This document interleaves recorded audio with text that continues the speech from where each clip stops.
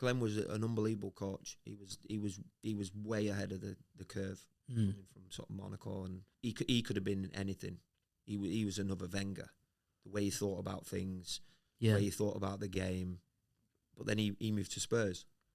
But he was the one that told me I'd never be a Premier League footballer. Oh right, okay. Yeah, well, that speaks to his man management that we've so there's another angle to this, and I see Glenn quite often now at golf days, and he's had a real big episode in his life, and he's changed a lot, and he openly says that if he felt like he felt, or as he feels now, back then, he would have been England manager for 20 years, I reckon. Yeah. And we would have won stuff because he was phenomenal. Yeah. I think I watched the Beckham documentary, and he kind of dug Beckham out a little bit, and he when they was England manager, and he kind of threw him under the bus. So I'd imagine the contrast. Dave Jones, like we speaking to Michael Chopper recently, he was manager at Cardiff, and he was kind of the guy who'd give you days off and, you know, kind of put his arm around the best players and get the best out of them, and pick up players that are not really performing at other clubs and make them worth money and sell them on.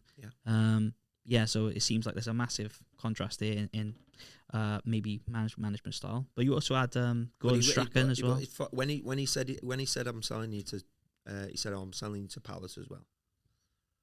No, you're not. Glenn to you, yeah. So I'm gonna work hard getting your team. And then 3 or 4 games later, and then I got 10 in 10, and he went in the paper and said, "Oh, look what I've done to James."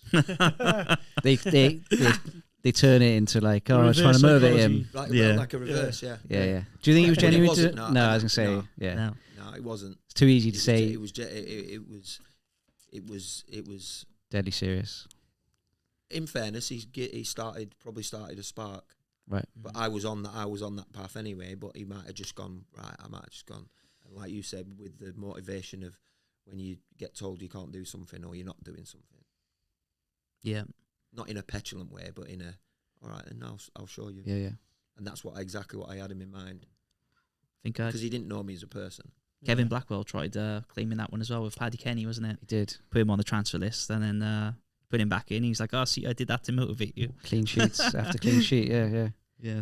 So I suppose that's kind of stuff does. That's a manager's prerogative. Yeah.